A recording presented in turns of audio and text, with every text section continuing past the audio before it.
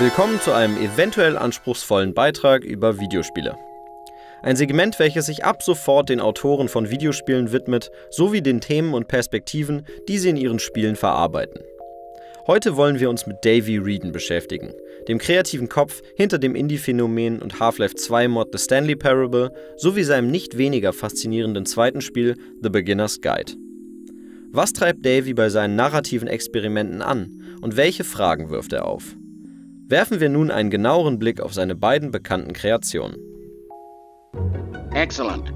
Making choices on a regular basis is the best part to a healthy decision-making process. Wredens erstes Spiel The Stanley Parable erschien 2011 als Mod für die Source Engine von Half-Life 2 und 2013 schließlich als komplett eigenständiges Spiel für Steam. Bis heute ist es eines der gefeiertsten Indie-Games weltweit und machte Wreden über Nacht zu einem Star der Videospielindustrie. In seinem Erstling lassen sich keine Talentbäume, Level oder sonstige Fortschrittsindikatoren finden. Lediglich der vom Spieler kontrollierte Stanley, welcher ausschließlich die Fähigkeiten des Laufens, Duckens und Knöpfedrückens beherrscht, sowie der scheinbar allmächtige Erzähler, der Stanley und den Spieler durch das Abenteuer begleitet, sind die entscheidenden Faktoren für das Gameplay. Oh, it's ruined. I can't believe, after everything we talked about, that my story, you've destroyed my work. Why? For what? What did you get out of that? What did you think was so special about seeing the game undone, left here like so much garbage? It's worthless now. Nun entfaltet sich dieses minimalistische Setting wie eine Zwiebel vor dem Spieler, sobald er merkt, dass man den Aufforderungen des Erzählers nicht unbedingt nachkommen muss und seinen eigenen Weg durch den Bürokomplex suchen kann.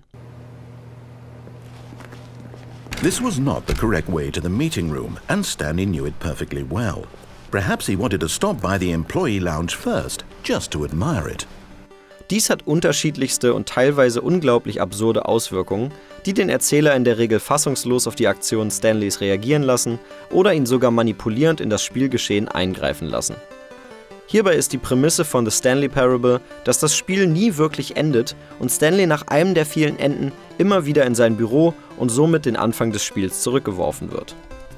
Häufig verändert der Erzähler auch während des Spieles Inhalte des Settings oder die gesamte Wegfindung, um Stanley wieder auf den vermeintlich richtigen Pfad zu führen. Doch welche Motivation steckt hinter diesem zwar faszinierenden und innovativen, aber extrem unbefriedigenden Spielerlebnis? Wredens primäres Thema ist das der falschen Entscheidungen. Er lässt den Spieler hinter die Kulissen des Entwicklungsprozesses blicken, um ihm die allgemeine Unsinnigkeit seiner eigenen Entscheidungen vor Augen zu führen, die unter der Kuppel eines extrem regelkonformen Systems getroffen werden. Man hat als Spieler das Gefühl, die Möglichkeit zu haben, das Spiel zu seinem eigenen Abenteuer zu machen. Doch scheitert man entweder an dem eigenen konditionierten Bedürfnis des unbedingten Bewältigens einer Aufgabe oder an der aus unterschiedlichen Gründen absoluten Kontrolle des gottähnlichen Entwicklers. Bewusst kommentiert Wreden hiermit moderne entscheidungslastige Spiele, wie zum Beispiel die Telltale Adventures oder auch Rollenspiele wie Mass Effect oder The Witcher. Diese geben dem Spieler ein falsches Gefühl von Macht und Eigenständigkeit und befriedigen das Verlangen von Spielern, einen vorgesehenen Weg zu gehen, dabei aber trotzdem irgendwie einzigartig zu sein. The Stanley Parable ist als Persiflage auf diese Spiele zu verstehen, transportiert dabei aber noch eine zusätzliche Ebene, indem es den Entwickler und in diesem Fall Erzähler in direktem Kontakt mit dem Spieler bringt. Er hat so die Möglichkeit, eine Art Verletzlichkeit des Allmächtigen zu erschaffen, die man so deutlich ausgearbeitet in wenigen medialen Produkten finden kann. Der Erzähler bangt um die Geschichte, wird wütend, ist verzweifelt und kommuniziert nicht über blutleere NPCs, sondern direkt und ehrlich mit dem Spieler und nutzt diese Metaebene nicht nur für langweilige Enthüllungsmomente, sondern für ein immer tiefer gehendes Labyrinth aus menschlicher und kreativer Unsicherheit. I'll say it, this is the worst adventure I've ever been on. I can promise you there definitely was a story here before. Do we need to restart the game again? Well, I find it unlikely that we'll ever progress by starting over and over again, but it's got to be better than this. Okay, let's give it a shot, why not?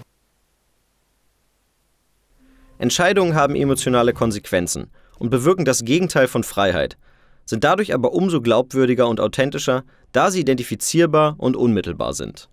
Wreden erzeugt Befriedigung nicht indem er den Spieler belohnt, sondern indem er ihn provoziert und antreibt, die Suche nach einer Erklärung weiterzuführen, obwohl man an der Tastatur eigentlich schnell merkt, dass diese Suche zum Scheitern verurteilt ist. Stanley walked straight ahead through the large door that read Mind Control Facility.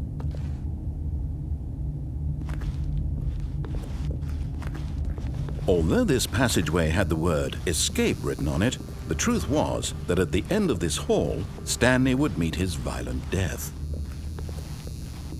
Darüber hinaus kommentiert Wreden die Routine des Alltags und die subjektiv endlos erscheinende, realistisch betrachtet aber sehr kurze Beschaffenheit menschlicher Existenz in einem überregulierten System. Nicht zuletzt platziert er die Handlung in einem beliebigen Bürokomplex, in welchem Stanley scheinbar das erste Mal in seinem Leben vor die Aufgabe gestellt wird, eigene Entscheidungen zu treffen. Und die Erkenntnis erlangt, dass keine dieser Entscheidungen ihn aus dem von ihm selbst ausgelösten Kreislauf befreien kann. Davey Wreden schaffte es mit The Stanley Parable ein Spiel zu entwickeln, welches den Humor von Douglas Adams kanalisiert und mit den Metaebenen eines M.C. Escher-Bildes oder auch eines Charlie Kaufman-Films kombiniert. Doch das Philosophieren über Entscheidungen auf Gameplay-Ebene, wie auch im zwischenmenschlichen Leben, bleibt trotz einer anderen Herangehensweise auch in Wredens zweitem Spiel ein Leitmotiv.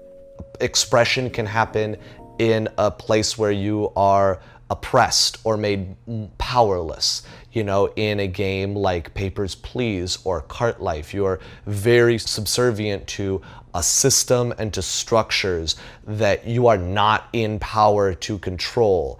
And yet you have lots and lots of little options inside of those systems. In Wredens zweiter experimentellen Narration geht es zwar weniger verspielt, dafür umso emotionaler und persönlicher zu. Mit Beginners Guide verarbeitet er direkt seine eigene Gefühlswelt, in welcher er nach dem großen Erfolg von The Stanley Parable gefangen war, und erzählt eine erneut sehr fragmentierte Geschichte über zwei Programmierer. Einer von ihnen übernimmt auch hier wieder die Rolle des reagierenden Erzählers, welcher die teilweise unfertigen Spiele seines Freundes Coda vorstellt und in einer Sammlung kompiliert hat.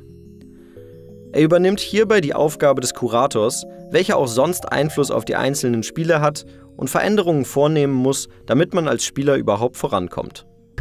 This game is called Escape from Whisper, and it's one of the more generic games you'll see from Coda. If the last game featured Coda talking explicitly about his creative frustrations, this one turns it up to 11.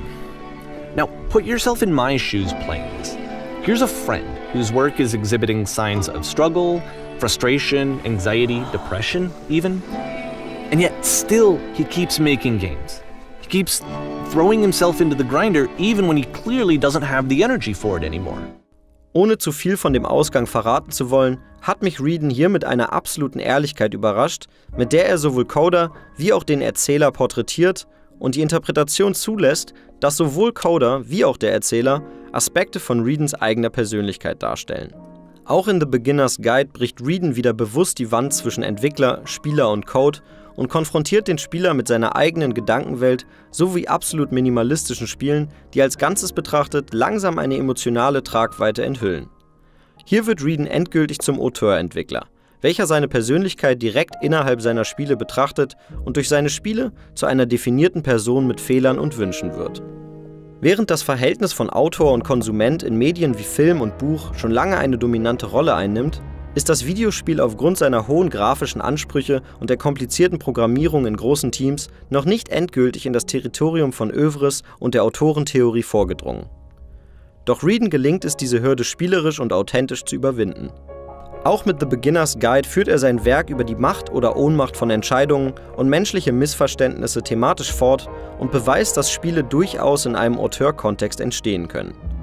Obwohl seine Schaffenszeit noch recht kurz ist, können wir von Davey Wreden auch in Zukunft anspruchsvolle und persönliche Spiele erwarten, die nicht nur generisches Gameplay, sondern auch die erzählerischen Barrieren von Videospielen in Frage stellen und neu zusammenwürfeln. Is that correct? Do you remember, Stanley? Well, do you know what? Since I've completely forgotten what we were supposed to be doing, how about this? You win! Congratulations! I know you put in a lot of hard work, and it really paid off, so good job. Oh, no. No, I don't feel right about this at all. We both know you didn't put in any actual work for that win. Some people win fair and square, and this was not one of those situations. Okay, I'm getting weirded out by whatever this place is. I don't care what might happen this time. I have to restart.